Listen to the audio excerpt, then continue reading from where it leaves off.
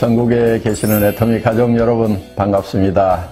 오늘부터 특별히 우리 회원 여러분들께서 평소에 궁금하셨던 사항을 질문지로 이렇게 전국에서 보내주셨고 거기에 대해서 답을 드리는 그런 시간을 갖게 되었습니다. 강의에서는 다 할 수 없었던 그런 얘기를 조금은 조곤 여러분과 대화하듯이 설명을 드릴 수 있는 그런 시간이 될 것 같습니다.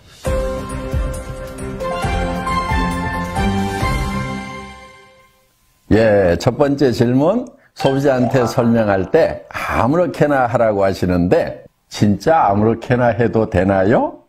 그 진정한 의미는 무엇일까요? 이런 질문입니다. 좋은 질문 해주셨고요. 뭐라고 얘기할 줄 모르겠으면 아무렇게나 얘기를 해. 그래도 모르겠다. 그 아무렇게나도 얘기를 하세요. 아무렇게나 가서 얘기하세요. 아무렇게나 설명을 하라고, 예, 맞습니다. 아무렇게나 하시는데요.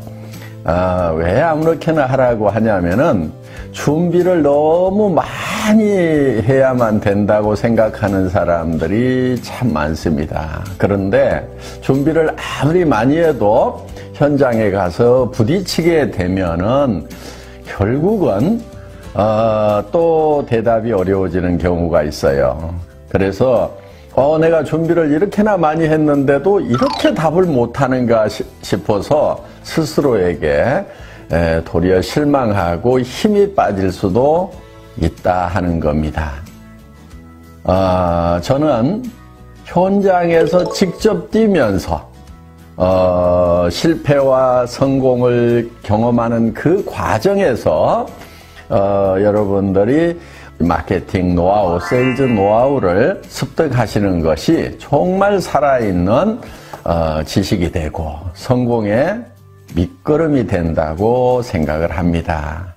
물론 이론적이고 또 체계적으로 공부하고 준비하는 거 중요하죠. 또 그것이 도움이 되는 사람도 있을 거예요. 그런데 공부하기 싫어하는 사람들은요, 준비해가지고 나가라고 그러면요, 그냥 준비하는 것 자체가 어렵다고 거기서 주저앉는 경우도 참 많더라 하는 거예요. 그래서 제가 아무렇게나 하라고 하는 것은 현장에서 부딪히면서 익히는 것이 진짜 나에게 도움을 주더라 하는 제 경험에서부터 나온 거라고 말씀을 드릴 수가 있겠습니다. 그래서 현장으로 뛰어나가세요. 그리고 현장에 가서 연습 삼아서 한다고 생각을 하세요. 한 번 하고 10번 하고 100번 하다 보면은 반드시 잘할 수 있도록 된다는 거. 여러분 앉아있지 말고 현장으로 뛰어나가시라는 그런 뜻에서 말씀을 드린 거라고 이해해 주시면 좋겠습니다. 도움이 좀 되셨나요?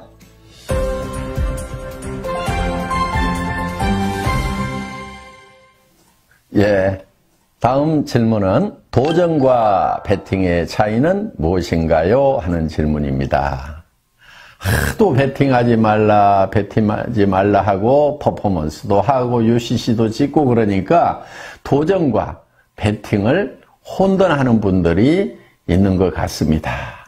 잘못 배운 분들이 도전을 한다고 하면 수단과 방법을 가리지 않고 비원칙적인 방법으로 직급만 달성하면 된다고 생각하는 그것을 도전이라고 하는 경우들이 있더라 하는 거예요. 그런 도전, 배팅, 애터미에서는 용납되지 않습니다.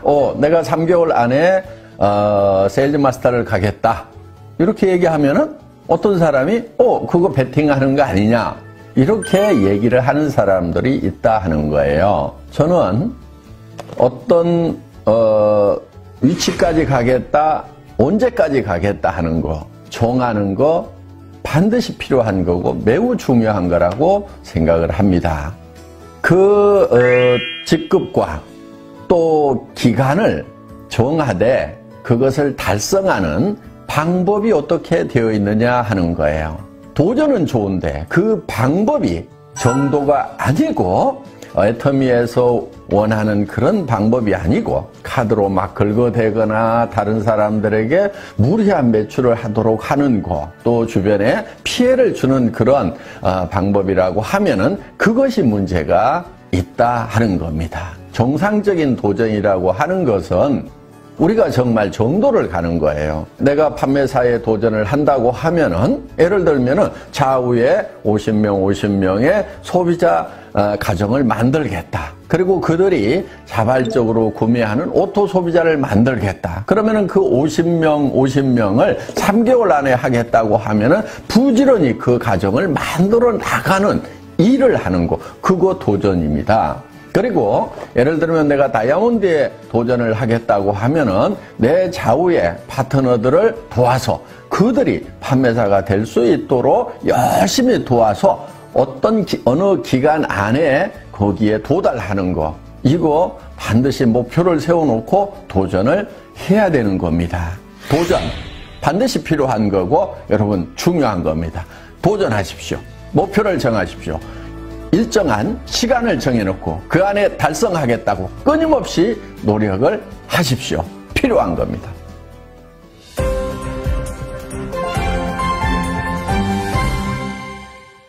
또 다른 질문은요.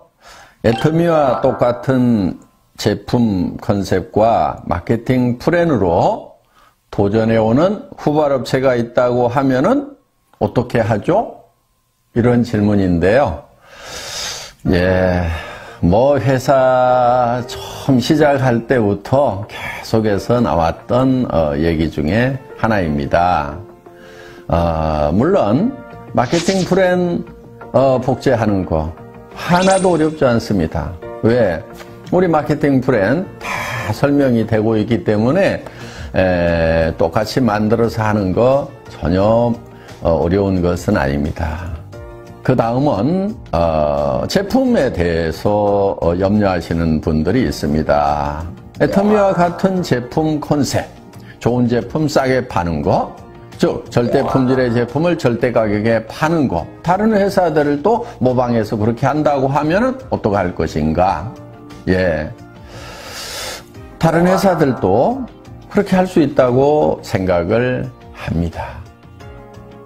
그러면은 자, 마케팅 플랜도 카피할 수 있고 제품 컨셉도 카피를 할 수 있다고 하면은 정말 애터미는 다른 많은 경쟁사들에 의해서 결국은 이제 추월을 당하는 것인가 하는 거예요.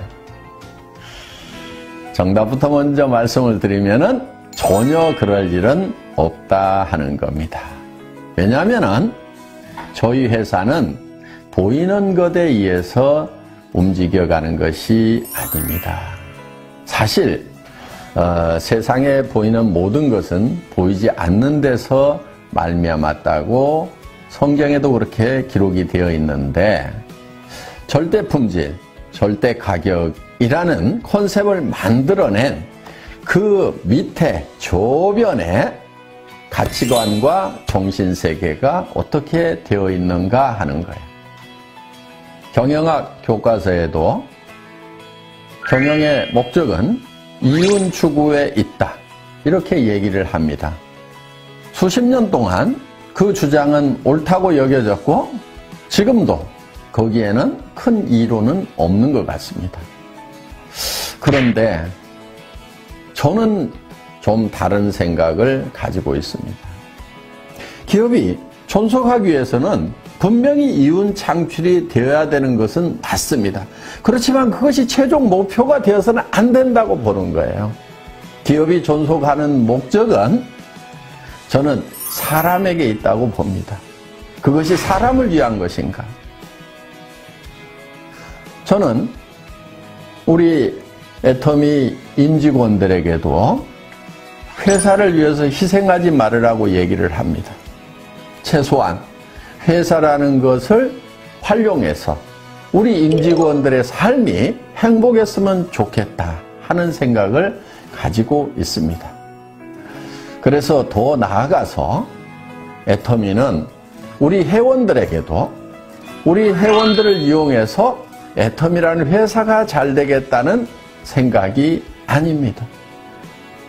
정말 이 애터미라는 회사가 우리 회원들 한 사람 한 사람의 삶에 진정한 동반자가 되고 도움을 드리고 회원 여러분들의 삶이 행복해지는 그런 토전이 되었으면 좋겠다는 생각을 가지고 있습니다. 그런 생각에서 애터미의 수당체계도 나왔고 또 애터미의 대중명품 전략도 나왔습니다. 겉으로 보이는 것들은 다른 회사에서도 카피를 할 수가 있을 겁니다. 그렇지만 그 깊은 정말 영혼을 소중히 여기는 그 기업 정신까지 과연 복제가 될 수가 있을까요? 아직은 그런 회사들을 발견하지 못했기 때문에 어쩌면 저는 안타까움을 가지고 있는지도 모릅니다. 많은 회사들이 그렇게 됐으면 좋겠다는 정말 애터미의 이런 정신세계까지 복제하는 그런 회사, 그런 기업이 되었으면 좋겠다는 바람 가지고 있습니다. 그래서 우리 회원들이 회사를 믿고 편안하게 일할 수 있는, 그래서 자식에게까지 또 손자에게까지도 물려줄 수 있는 그런 회사가 많이 나올까 봐서 우리가 걱정을 할 필요가 있을까요?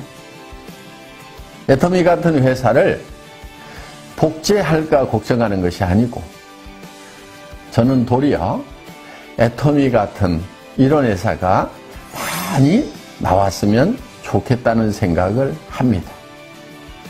애터미 같은 회사가 너무 많이 나올까 걱정 안 하셔도 되겠죠?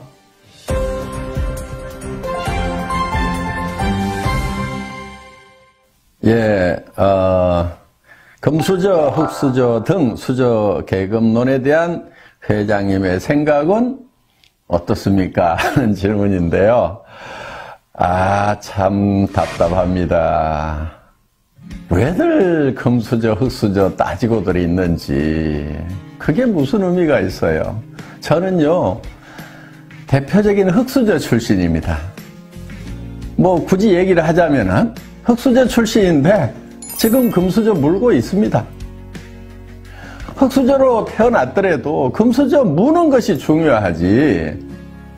그런데 이 신분 상승에 사다리가 없어진 그런 사회가 되다 보니까 금수저론, 흑수저론이 나오는 것 같습니다.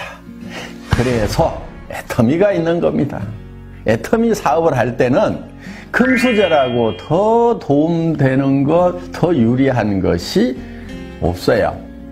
흑수저라고 그래가지고 더 불리할 것도 없습니다. 공부 잘한다고 성공을 합니까? 우리 로얄 클럽에는 초등학교만 나온 사람, 초등학교도 못 나온 사람도 로얄 클럽에 가드를 하는 거예요. 물론 우리 로얄 클럽에는 박사학위를 가진 분도 있어요.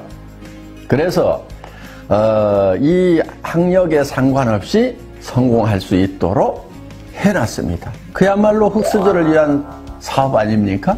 또 돈 뿌려가면서 사업하면 애터미 사업이 잘 될까요? 저는 결코 그렇지 않다고 생각을 합니다. 우리 애터미 사업에서 성공하신 분들, 초창기 멤버들 대부분 거지였어요. 저도 거지였고요. 그래서 제가 거지 대장이라고 하잖아요. 그런데 문제는 그 돈을 뿌려가면서 하는 것이 결코 도움이 되지 않기 때문에 애터미 사업은 돈이 있으나 없으나 똑같다 하는 거예요.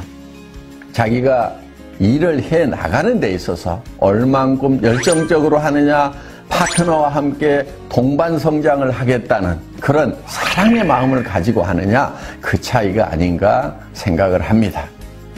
그 금수저, 흑수저 따졌을 때 본인이 흑수저라고 생각하시는 분들, 다른 곳에서는 절망하셨다고 하면은 애터미에서는 흑수저도 얼마든지 금수저가 될 수 있는, 그렇게 되는데 금수저와 전혀 차이가 없는 곳이 바로 애터미 비즈니스다.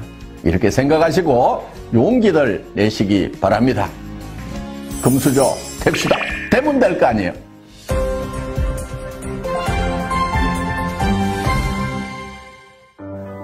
오늘 이 시간 도움이 되셨나요? 어떻게 답이 됐습니까? 앞으로도 여러분들이 궁금해 하시는 거 이렇게 얘기를 나눌 수 있는 시간 많이 갖도록 하겠습니다. 감사합니다.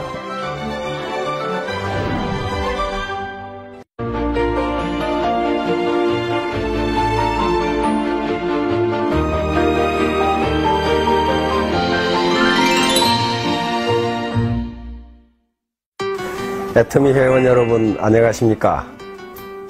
국경 없는 글로벌 경쟁 시대에 여러 가지로 수고가 많습니다.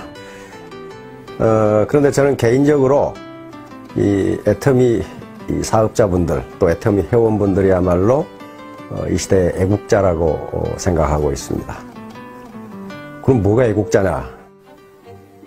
애국자는 열심히 일해서 정의로운 방법으로 열심히 일해서 많은 세금을 내는 사람들이 가장 애국자라고 생각합니다. 만약에 우리가 성공해서 많은 세금을 내면은 국가는 그 세금을 가지고 국방을 하고 치안을 하고 행정을 하고 외교를 하고 등등 국가를 경영하는 데 필요한 모든 공무를 수행함과 아울러서 사회적 약자들에게 이전 소득을 또 제공해 줍니다. 그렇게 되니까 우리 사업자들이 스스로 성공해서 많은 돈을 벌어서 그리고 많은 세금을 국가에 낸다면 그보다 더 애국자가 없습니다. 그런데 우리 사업자들은 자신의 성공뿐만 아니라 파트너들의 성공까지 후원해 준다면 얼마나 큰 애국자입니까? 현재 우리나라에서 가장 지금 큰 골칫거리가 일자리 문제와 소득 분배 문제입니다. 그런데 이 일자리 문제와 소득 분배 문제는 선진국들도 골치를 앓고 있는 문제이고 어느 누구도 주장만 하지 그 대안이 무엇인가에 대해서는 전혀 어떤 대안을 제시하지 못하고 있습니다. 그런데 바로 이 애터미 사업은 작은 자본으로 많은 일자리를 창출하고 그리고 많은 사업자들에게 소득을 이전해 줌으로써 또는 소득을 분배해 줌으로써 또 많은 세금을 내게 됨으로써 국가에 충성하고 그 다음에 애국하고 있는 길입니다. 그런데 우리가 이 사업을 해서 애터미 사업을 해서 성공하려면 어떻게 해야 되느냐 하는 문제가 있어요.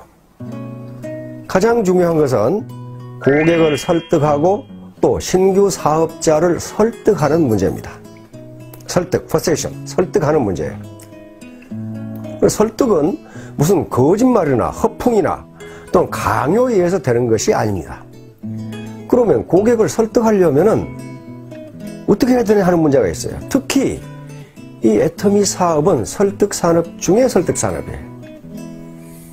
우선 우리 애터미 제품을 사용하도록 소비자 또는 고객을 설득해야 하는 일뿐만 아니라 신규 사업자가 사업을 할 수 있도록 설득을 하지 않으면 설득에 성공하지 않으면 그 누구도 성공할 수가 없습니다. 그래서 설득이야말로 가장 중요한 사업 성공의 수단이라고 할 수가 있습니다. 그럼 설득을 어떻게 할 거냐 하는 문제예요. 예로부터 그러니까 지금부터 2300년 전에 고대 그리스의 철학자, 고대 히랍의 철학자 아리스토텔레스는 수사학, 레토릭이라는 책에서 설득의 세 가지 수단을 제시합니다. 그 세 가지 요소라는 게 뭐냐면은 첫째가 로고스라고 하는 겁니다. 로고스는 오늘날 영어에서 로직, 논리라는 말의 어원입니다. 그러니까 설득을 하기 위해서는 첫째, 논리적 설명력을 갖춰야 된다는 거예요. 논리적 설명력. 논리적 설명력이라는 이 말 속에는 두 가지 뜻이 있습니다. 하나는 상대를 설득하기 위해서 자기가 사용하는, 설득자가 사용하는 단어, 다시 말하면 용어가 명확해야 된다는 것이고, 두 번째는 동원한 용어가 문법 구조에 맞도록 되어 있어야 된다는 거예요. 아무리 좋은 용어를 동원해도 주어, 동사, 목적어, 보어가 맞지 않으면 도대체 무슨 말을 하는지 모르기 때문에 설득이 되지 않는다는 거예요. 그러면 예를 들어 해모힘을 복용하도록 설득하려면은 해모힘의 가장 핵심적인 내용을 알고 있어야 되고 그것을 논리에 맞게 우리 말 구조에 맞게 설명할 수 있어야 된다는 거예요. 이게 로직입니다. 이게 소위 로고스라고 하는 거예요. 그러면 이 로고스 논리적 설득력을 향상시킬 수 있는 방법은 뭘까? 그건 왕도가 없습니다. 강의를 듣고 많은 세미나에 참석하고 파트너와 스폰서가 서로 대화를 통해서 정보를 주고받고 그리고 가만히 듣고 있어서는 안 되고 휴대폰이나 또는 노트에 그 중요한 내용을 기록하는 습관을 가지는 게 중요합니다. 그런데 세 가지 요소 중에서 아리스토텔레스는 이 논리, 다시 말하면 로고스가 차지하는 비중이 10%라고 이야기합니다. 두 번째는 아무리 논리적으로 설득을 해도 인간은 감정 또는 감성의 동물이기 때문에 감성을 자극하지 않으면 설득이 되지 않는다는 거예요. 그 두 번째가 파토스라고 하는 겁니다. 파토스는 감성적 호소력입니다. 감성적 호소력. 이 감성적 호소력을 기르려면은 현재 자기가 지금 설득하려고 하는 사람의 말을 들어야 됩니다. 다시 말하면 자기 말만 하는 게 중요한 게 아니고 상대방의 말을 경청해야 돼요. 그래야만 상대방이 지금 어떤 기분 상태인지를 알 수가 있다는 거예요. 기분이 좋은 상태인지 즐거운 상태인지 슬픈 상태인지 기분이 나쁜 상태인지를 알아야 그 분위기에 맞게 논리를 전개할 수가 있다는 거예요. 그래서 아리스토텔레스는 설득의 3요소 중에 로고스가 10% 그리고 파토스가 30%라고 했습니다. 그러니까 로고스보다 논리적으로 이야기하는 것, 설명하는 것보다 상대방의 감정을 이해해 주는 것이 또 상대방의 감정에 맞게 이야기하는 것이 3배의 효과가 있다는 얘기입니다. 30%. 그럼 남은 60%가 남아있죠. 이 60%가 뭘까 하는 거예요. 이것을 아리스토텔레스는 에토스라고 했습니다. 에토스는 그 사람의 인격이나 품성에서 우러나오는 인간적 신뢰감입니다. 즉, 그 사람을 믿을 수 있느냐 하는 문제예요. 아무리 논리적으로 얘기하고 아무리 감성을 자극해도 그 사람을 믿을 수 없다면 전혀 믿지를 않는다는 거예요. 따라서 설득을 하는 데 있어서 가장 중요한 요소가 그 사람의 평상시 일상생활에서의 생활 태도라는 거예요. 그 사람이 어떤 사람인가 하는 게 가장 중요하다는 거예요. 만약에 그 사람을 인간적으로 믿을 수 있다면은 논리가 좀 딸리고 또 감성적 호소력이 좀 떨어지더라도 믿는다는 거예요. 그러나 그렇지 않으면 아무리 논리적으로 설명하고 감성의 호소에도 믿지 않는다는 겁니다. 그래서 설득에 있어서 가장 중요한 게 그 사람의 인간성이라는 거예요. 인간성. KBS에 진품명품이라는 프로가 있습니다. 굉장히 저는 즐겨보는데요. 한 번은 얼른 봐도 아주 명필의 그 유목이 나왔어. 글자가 나왔단 말이야. 글자가. 뜻도 좋아요. 논어에서 나오는 글자예요. 근데 거기에 낙관이 없어. 도장이 안 찍혀있으니까 누구 건지 몰라. 그러니까 그걸 소장한 젊은이가 그걸 들고 왔어. 이게 누구 거냐. 보니까 내용도 좋은데다 글씨도 기가 막혀. 명필이야. 그래서 이제 저 패널들이 적어내죠. 1,000만원, 2,000만원, 3,000만원. 그거 막 계속 나와. 그런데 가격이 얼마가 나왔냐 하면은 제로. 딱 나왔어. 제로. 근데 통상 아무리 가품이라도 10만원을 줍니다. 뭐 때문에? 표구 비용으로. 그래서 아무리 가짜라도 표구 비용 10만원을 쳐주는데 이건 말이지. 이렇게 명필인데 가격이 제로가 딱 나온 거예요. 깜짝 놀라가지고 패널들이 가짜입니까? 그러니까 아닙니다. 진품입니다. 아니, 진품이 어떻게 가격이 제로입니까? 이완용의 글씨입니다. 그 글 내용이 아무리 좋고 아무리 잘 썼어도 그걸 쓴 사람의 인품이 형편없다 그 말이에요. 그러니까 제로. 자판에 마이너스가 없어서 마이너스를 못 썼습니다. 다시 말하면 입으로는 당신을 성공시켜주겠소, 가정경제를 어떻게 하겠소, 이렇게 감언 이설을 아주 아름답게 이야기하는데 속은 시커멓다면은 진정성이 없는 거예요. 진정성이 없는 거예요. 그건 가짜예요. 가짜는 가격을 쳐주지 않습니다. 대구의 아줌마가 어디 헌책을 하나 들고 덜렁덜렁 들고 왔어. 무슨 책인지 몰라서 감정을 받으러 왔어. 보니까 책에 뭐 낙서가 돼 있고 그래. 그런데 그 조그마한 얇은 책인데 그 감정가가 1억이 나왔어. 1억이 나왔다. 전부 깜짝 놀란 거야. 어떻게 저기 낙서된 책이 누군가 글씨를 써놓고 동그라미를 해놓고 책으로 보니까 그렇게 생겼어. 저게 어떻게 1억일까? 뭐 별 두껍지도 않은데. 근데 심사위원이 하는 말씀이 이 책은 이태계 선생이 보신 책입니다. 이태계 선생이 본 거야, 그거. 그 낙서도 이태계 선생이 해놓은 거야, 그걸. 그러니까 그게 이태계 선생의 인품 때문에 그 낡은 책이 1억이 나온 거예요. 1억이 나왔어. 그러니까 똑같은 책을 봐도 이완용이 본 것과 이태계 선생이 본 것은 다르다. 뭐가 다릅니까? 그 사람이 인품이 달라요, 인품. 자, 오늘 이 로고스, 파토스, 에토스에 대해서 말씀을 드렸는데 그 개념이 무엇인가 그거 몰라도 돼요. 하나만 아시면 됩니다. 진정성이 있어야 된다. 오센티시티, 진정성. 20세기는 기교 시대 그리고 기술 시대였다면은 21세기를 진정성의 시대라고 학자들은 이야기합니다. 이제 기업이 진정성이 없으면은 아무리 좋은 제품을 만들어도 고객은 그걸 사지 않는다, 좋아하지 않는다는 거예요. 그래서 지금 현재 기업의 거의 모든 대부분의 광고가 특정 제품을 선전하는 것도 있지만은 대부분은 기업 이미지 광고입니다. 진정성을 알리는 거예요. 애터미 사업의 성공 여부는 새로운 고객 그리고 새로운 사업자의 설득이 성공하느냐 여부에 달려있는데 그것은 어떤 기교 문제가 아닙니다. 이건 진정성의 문제예요. 진정 나는 당신을 위해서 당신이 잘 살았으면 좋겠고 당신이 성공했으면 좋겠고 당신이 원하는 바를 이루었으면 좋겠다. 나하고 같이 내가 당신을 진정 돕겠다. 요게 눈을 통해서 말을 할 때, 다시 말하면 입이 아니라 눈을 통해서 자신의 온몸에서 풍겨나오는 요것을 학자들은 표정이라고 그랬습니다. 그 사람 몸에서 풍겨나오는 바디랭귀지가 그렇게 이야기할 때 설득에 성공할 수 있다.